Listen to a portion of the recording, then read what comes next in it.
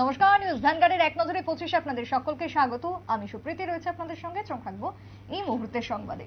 পঞ্চম দফার লোকসভা ভোটের আগে ঝাড়খণ্ডে ধাক্কা খেল বিজেপি। মঙ্গলবার কংগ্রেসে যোগ দিলেন হাজারিবাগের বিদায়ী বিজেপির সাংসদ তথা প্রাক্তন কেন্দ্রীয় মন্ত্রী জয়ন্ত সিনহার পুত্র আশির, যার ভোটের আগে অনেকটাই চাপে রইল বিজেপি দল।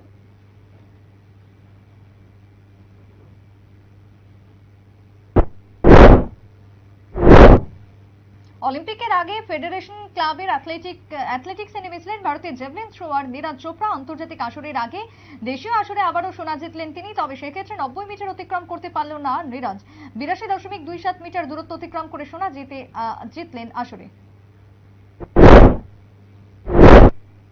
দেশীয় রাজনীতির ময়দানে একটি ভাষা প্রচলিত আছে উত্তরপ্রদেশ যার, দিল্লির কুর্সিও তার। সেই প্রবাদে এই বছর বাস্তবায়িত হবে চতুর্থ দফা নির্বাচন শেষে পঞ্চম দফার পর্ব চলছে গোটা দেশে।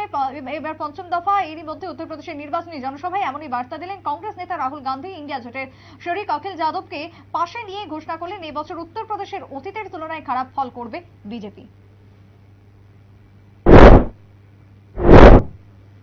বুধবার নির্বাচন কমিশনের তরফ থেকে জানানো হয়েছে বিচ্ছিন্নতাবাদী খালিস্তানি নেতা অমৃতপাল সিং মনোনয়নপত্র গৃহীত করেছেন। এবারে লোকসভা নির্বাচনে খাজুর সাহেব আসন থেকে নির্দল প্রার্থী হিসেবে লোকসভা ভোটে লড়বেন তিনি।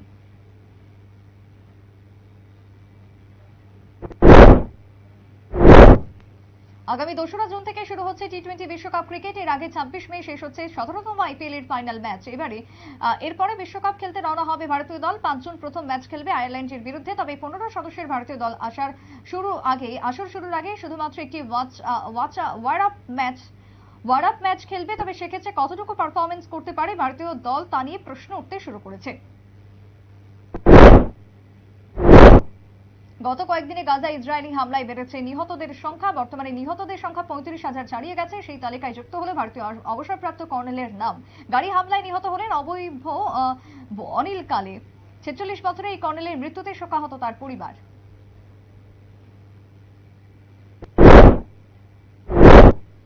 গত কয়েকদিন ধরে পুলিশের বিভিন্ন প্রান্তে স্কুলগুলিতে চলছে বোমা আতঙ্কের হুমকি। বুধবার কানপুরের একাধিক স্কুলে ইমেইলে হুমকি দেওয়া হয় বোমা মেরে উড়িয়ে দেওয়ার। খবর পেয়ে পড়ুয়াদের স্কুল থেকে ছুটে দেওয়া হয়। এদিকে সমস্ত বিষয় খতিয়ে দেখছে পুলিশ।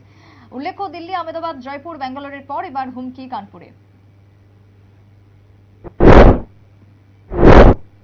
মঙ্গলবার রাতে আত্মীয়র বাড়িতে যাওয়ার পর আর রাতে বাড়ি ফেরেনি দুর্গা কুমার দে নামের 70 বছরের এক বৃদ্ধ। বুধবার দুপুরে পার্শ্ববর্তী এক ছড়ার মধ্যে উদ্ধার হয় তার দেহ। খবর পেয়ে বাড়ির লোকজন তার দেহ নিয়ে যায় হাসপাতালে। সেখানে চিকিৎসকরা তাকে মৃত বলেই ঘোষণা করেন। আর এই রহস্যজনক মৃত্যুকে ঘিরে গুঞ্জন গোটা এলাকায়। গোমতী জেলার উদয়পুর কাঁকড়াবন কমিউনিটি হলে বুধবার অনুষ্ঠিত হলো লাইফ মিশনের উপর একদিনের কর্মশালা। কাঁকড়াবন উচ্চতর মাধ্যমিক বিদ্যালয়ের উদ্যোগে অনুষ্ঠানে উপস্থিত ছিলেন বিদ্যালয়ের অবসরপ্রাপ্ত শিক্ষক Babul Kumar Bhowmik, Udaipur science city in charge Ayan Saha সহ অন্যান্যরা।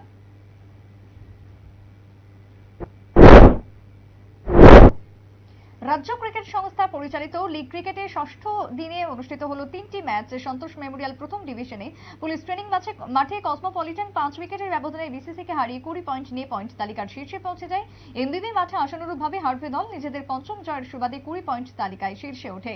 ম্যাচটিতে হার্ভে 48 রানে হারিয়ে যায় চলমান সংঘকে। অন্যদিকে নিজেদের তৃতীয় জয় সংগ্রহ করে পোলস্টার।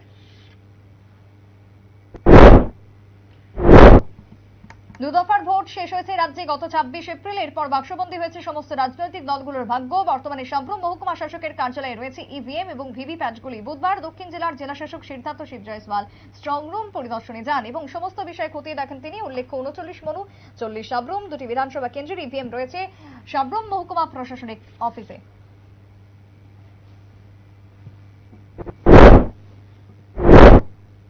প্রয়াত হলেন বিহারের প্রাক্তন মুখ্যমন্ত্রী তথা প্রবীণ বিজেপি নেতা সুশীল কুমার মোদী। মৃত্যুকালে তার বয়স হয়েছিল 72 বছর। গত প্রায় 1 মাস ধরে ভর্তি ছিলেন দিল্লির এইমস হাসপাতালে। তবে তার প্রয়াণে শোকে ছায়া রাজনৈতিক মহলে। সবেমাত্র আবগারি কেলেঙ্কারি মামলায় দুর্নীতিগ্রস্ত দিল্লির মুখ্যমন্ত্রী জামিন পেয়েছেন। এরই মধ্যে আরো একটি মামলায় জড়ানোর অভিযোগ উঠল মুখ্যমন্ত্রী কেজরিওয়াল সহ গোটা আম আদমি দলের বিরুদ্ধে। দিল্লির হাইকোর্টে এনফোর্সমেন্ট আধিকারিক জানিয়েছেন, দিল্লির মদ দুর্নীতি মামলায় অর্থ পাচারের যোগ রয়েছে আম আদমি পার্টির। মঙ্গলবার মধ্যরাতে রাজস্থানের ঝুনঝুন জেলায় একটি তামার খনিতে ঘটে বিপর্যয়। খনি পর্যবেক্ষণে গিয়েছিলেন কলকাতার ভিজিলেন্স টিম। পর্যবেক্ষণের মাঝপথে খনির ভেতরে আচমকাই ছিঁড়ে পড়ে লিফটের তার, যার কারণে অবশেষে উদ্ধার কার্য দলটি খনিতে আটকে পড়া 14 জনকে উদ্ধার করে। বাঁচানো যায়নি এক আধিকারিককে, তবে উদ্ধার যাওয়ার পর 3 কর্মীর অবস্থা স্থিতিশীল বলে জানিয়েছে চিকিৎসকরা। সমস্ত ইভেন্টের ট্রায়াল চলছে। বিশ্ব ক্রীড়া অলিম্পিকের জন্য সমস্ত খেলোয়াড়রা ব্যস্ত রয়েছেন নিজেদের তুলে ধরতে। মূলত অলিম্পিকে যোগ্যতা অর্জনের লক্ষ্যে চলছে এই আসর। তবে এবার যোগ্যতা অর্জনের লড়াইতে বিশ্ব রেকর্ড করলেন ভারতের মনু ভাকের। মেয়েদের 25 মিটার পিস্তল প্রতিযোগিতায় 42 পয়েন্ট অর্জন করে বিশ্ব রেকর্ড করলেন মনু ভাকের। যদিও সেক্ষেত্রে ভারতীয় দলের ছেলেরা তুলেছেন 34 পয়েন্ট। ঐতিহাসিক দিন হিসেবে চিহ্নিত হলো 15 মে 2024। দেশে নাগরিকত্ব আইনে বিধি জারি করার 2 মাস পরে প্রথমবারের জন্য ভারতীয় নাগরিকত্বের শংসাপত্র পেলেন 14 জন। নতুন দিল্লিতে এক অনুষ্ঠানে তাদের হাতে শংসাপত্র তুলে দেন কেন্দ্রীয় স্বরাষ্ট্র সচিব অজয় কুমার ভাল্লা।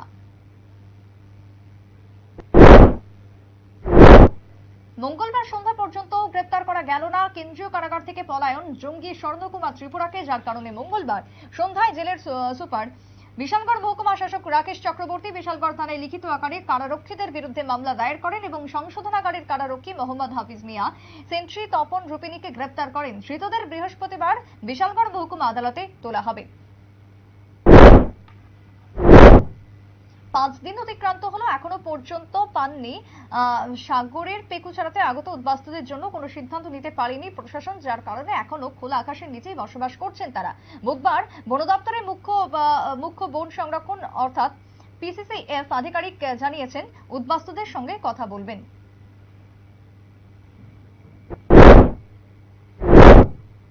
রাজ্যের চিকিৎসার উন্নতি এবং বিভিন্ন বিষয়ে রোগী এবং রোগীর আত্মীয়দের অবগত করার প্রক্রিয়া শুরু হয়েছে। শুধু প্রধান রেফারেল হাসপাতালে নয়, জেলার হাসপাতালগুলিতেও চলছে অনুরূপ সাপ্তাহিক আলোচনা। বুধবার গোমতী জেলা হাসপাতালে চিকিৎসাধীন রোগী এবং রোগীর আত্মীয়দের নিয়ে অনুষ্ঠিত হবে আলোচনা চক্র। অংশ নিতে গোমতী জেলার মুখ্য স্বাস্থ্য আধিকারিক ডক্টর কমল রিয়াং সহ অন্যান্যরা উপস্থিত ছিলেন।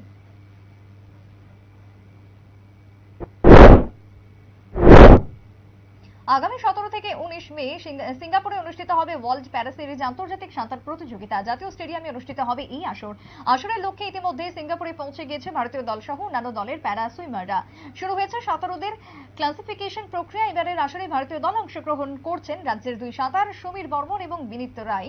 বৃহস্পতিবার সকালে এই 2 সাঁতারু ক্লাসিফিকেশন অনুষ্ঠিত হবে। শারীরিক সক্ষমতা বিচারে উত্তীর্ণ হলে আসরের জন্য জলে নামতে পারবেন সাঁতারুরা।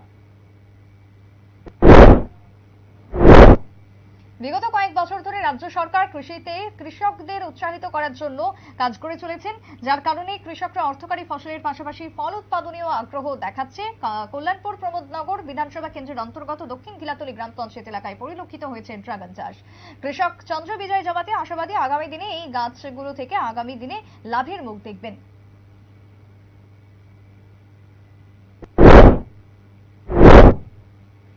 আগর গাছ বিক্রিকে কেন্দ্র করে ধুমধুমার কাণ্ড কদমতলায়। উত্তর ত্রিপুরা জেলার কদমতলা থানাধীন বড়গুনা গ্রামের জোলাই বাসা এলাকায় ঘটনাকে কেন্দ্র করে মামলা লিপিবদ্ধ হলেও এখনো পর্যন্ত কাউকে গ্রেপ্তার করতে পারেনি পুলিশ।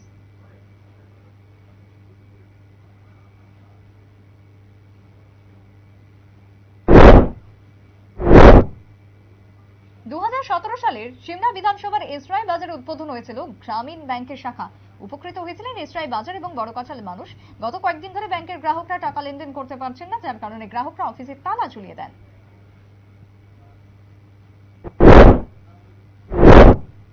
গত 4 মাস ধরে বন্ধ রয়েছে সালেমা আইসিডিএস এর অধীন দুর্গাচৌমুহনী ব্লকের সুরমা পঞ্চায়েতের অঙ্গনওয়াড়ি কেন্দ্রটি। এলাকার প্রধান দিদিমণি অবসর নেওয়ার পর এখনো পর্যন্ত নতুন কোনো কর্মী নিয়োগ করা হয়নি, যার কারণে বন্ধ রয়েছে অঙ্গনওয়াড়ি কেন্দ্রটি। ফলে এলাকার কোমলমতি ছাত্রছাত্রী সহ গর্ভবতী মায়েরা সমস্ত দিক থেকে বঞ্চিত হচ্ছেন। আমির হোসেনের নাবালিকা মেয়েকে প্রেমের প্রস্তাব দিয়েছিল আবুল বসাক নামের এক যুবক। অভিযোগ রয়েছে আবুল বসাকের প্রেমের প্রস্তাব নাকচ করে দেওয়ার কারণে আমির হোসেনের বাড়িতে বোমা নিক্ষেপ করে এক যুবক।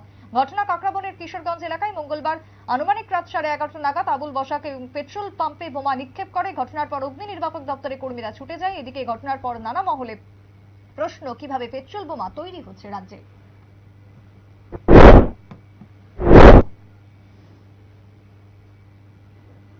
এখনকার মতো এক নজরে 25 পর্যন্ত। পরবর্তী নিউজ আপডেট এবং টকশো দেখার জন্য চোখ রাখবেন শুধুমাত্র নিউজ ভ্যানগার্ডের পর্দায়। নমস্কার।